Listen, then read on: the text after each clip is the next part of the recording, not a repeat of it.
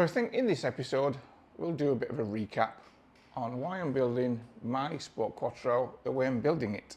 The reason I think I need a recap is, although the vast majority of people that follow this channel and me building this have got very positive comments, there are a number of commenting Karens who keep telling me I'm not doing it the right way, it's a load of crap, you're not doing it, it's rubbish, blah blah blah blah blah blah blah. Fair enough, have your opinions. But hey, I have to approach this build how I need to approach this build. It's mine. I'll make mistakes on the way, I'm sure. This channel is not about documenting the perfect way to build a Sport Quattro. It's about me building my Sport Quattro and what I need to go through to build it, which includes learning how to weld, learning how to fabricate, learning everything basically, because I've never done this before. So for sure there's going to be some mistakes, for sure there's going to be some challenges, and the way I'm building mine with a 4-door roof is not the typical way you do it, but such is life. So for those that have not been with the channel for so long, I'll tell you why I'm building it in this way. I'm building my Sport Quattro out of a Coupe Quattro shell and then grafting on this thing here, which is a 4-door Audi 80 saloon roof. I know the genuine Sport Quattros may have been the rear half of a Coupe Quattro or yaaaaaaaawn Quattro and the front half of a 2-door saloon. Well, I can't do that because I don't have a 2-door. I'm in Australia and they're just not available and they're too expensive for me to import. Or people may comment about grafting a roof on rather than using 2 halves. Well, there's a number of very reputable builders who go down this route. I have documented pictures of these well-known builders using this method by grafting on a 2-door roof. However, they are not my pictures to share, so I won't be showing them on this channel. However, it is a legitimate way of building a Sport Quattro with the correct dimensions, and that's what I'm trying to do.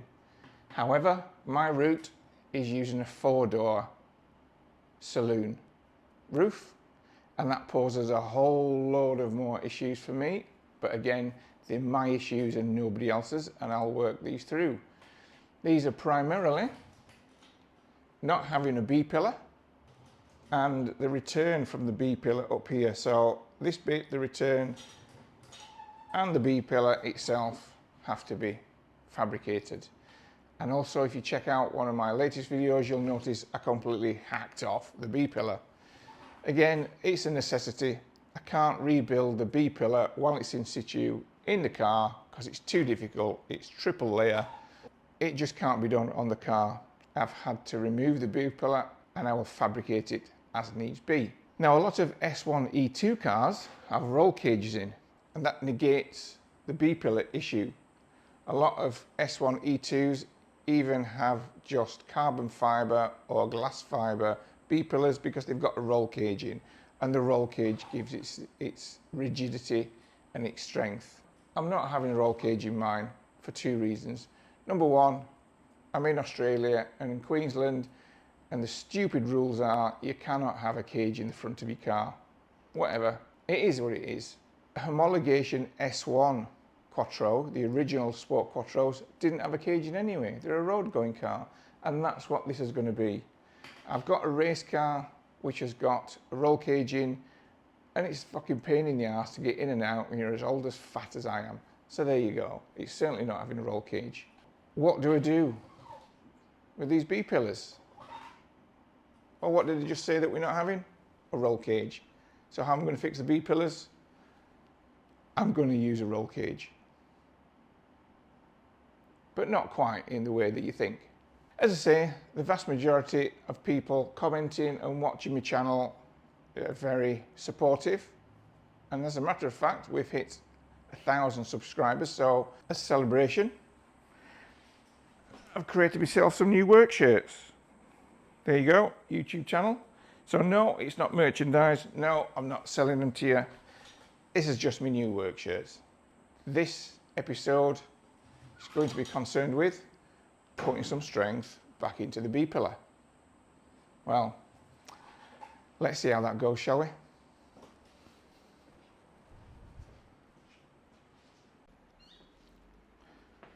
Let's have a look at these B-pillars then. So as I said, I hacked these off the car because they were going to be too difficult to refabricate on the car, because essentially the angles of the two-door and the coupe are completely different, as in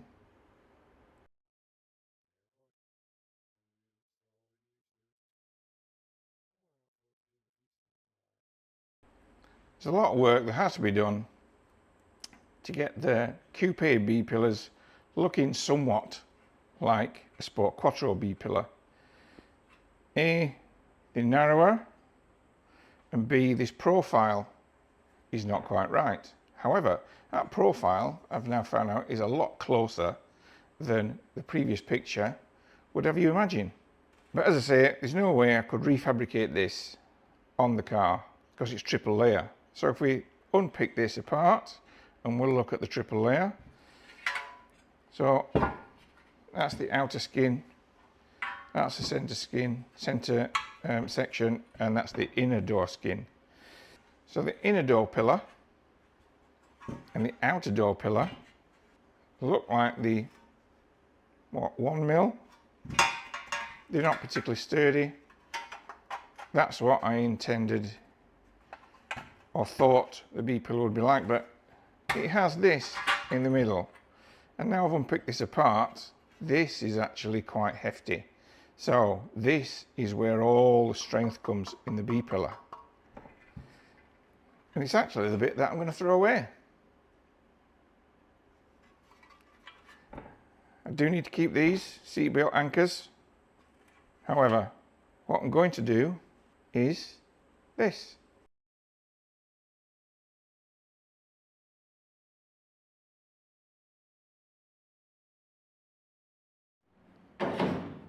So once I've hopefully added the roll cage tube all the way down the B-pillar, all I need is these two inner and outer pieces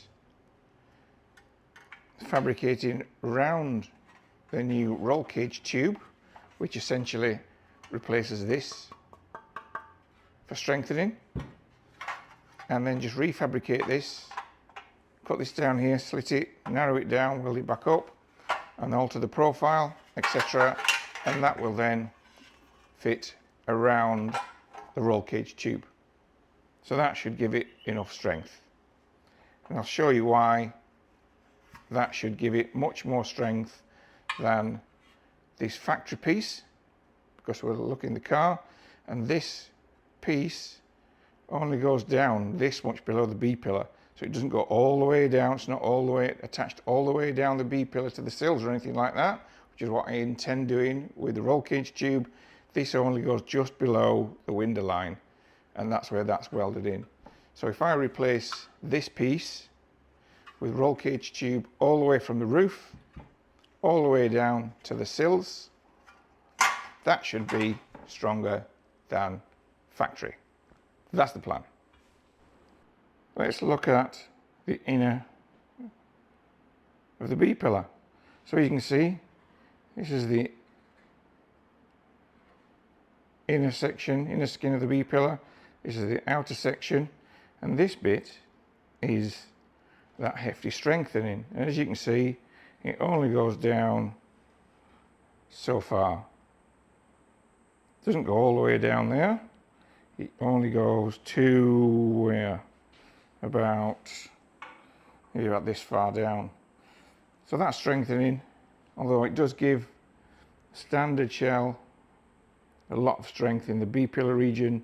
It only goes down so far. This is standard roll cage tube. It does indeed go down the B-pillar.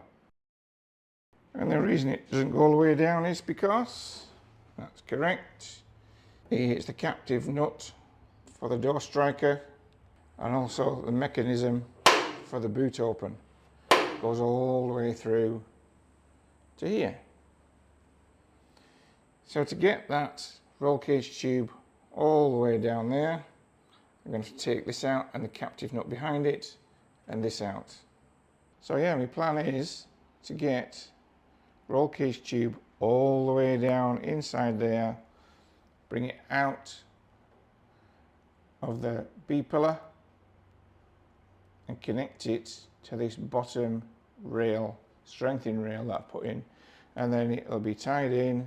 There'll be plug welds in this B-pillar, welding it to the roll cage tube internally. We'll probably fabricate a plate around here to keep it in place, and then it'll go all the way up and be welded into the roof, and then I fabricate the B-pillar in and outer sections around that. That should be at least as strong as factory, at least stronger, I reckon.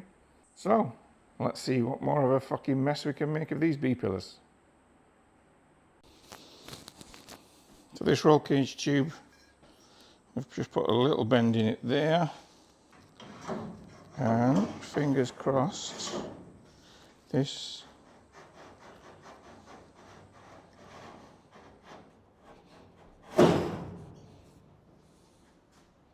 all the way to the bottom. So I just need to cut this section out here, and this roll cage tube will be mounted straight to that. But as you can see, that's going to need to be bent backwards and follow the profile of the door. There's still a lot of work to be done. At least that roll cage tube goes all the way down the B-pillar, right down to the strengthening sill. Nice.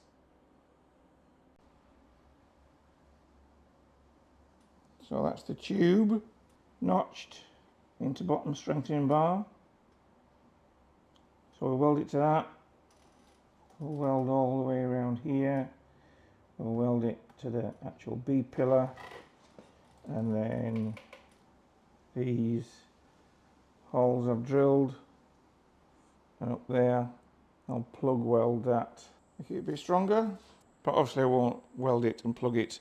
I've got to take that out, and then that will be stuffed in the tube bender to form that curve, bent backwards and inwards to match that door. So that will be done in the tube bender.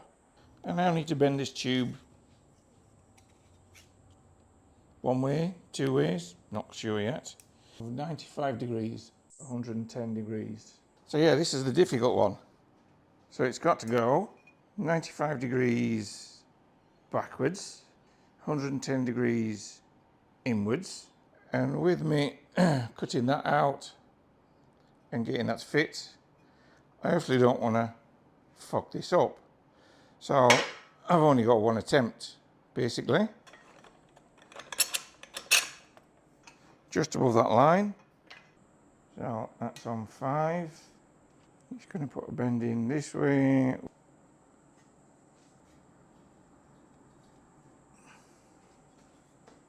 So that's 5 degrees. Let's see what that looks like.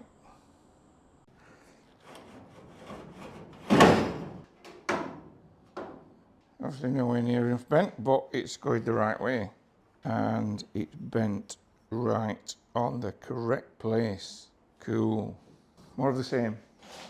Slide it back through. Yeah, a bit more bend.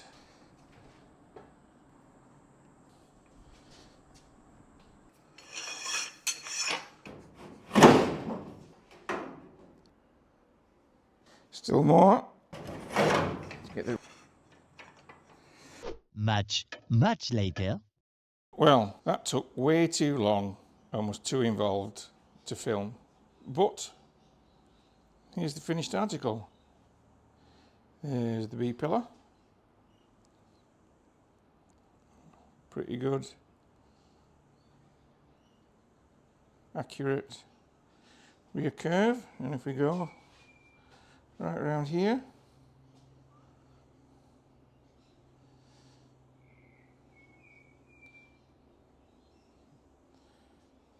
That looks pretty good to me too.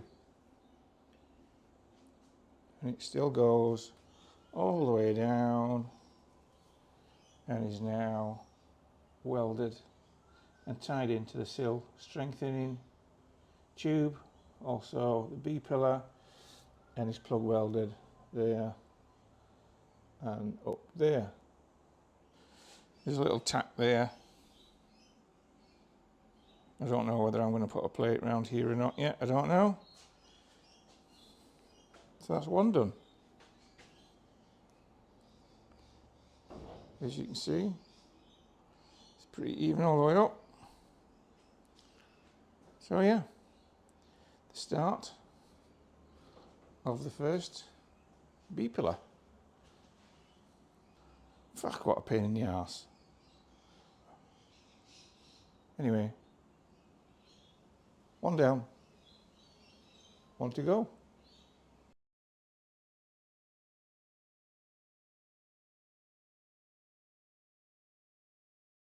Cheers.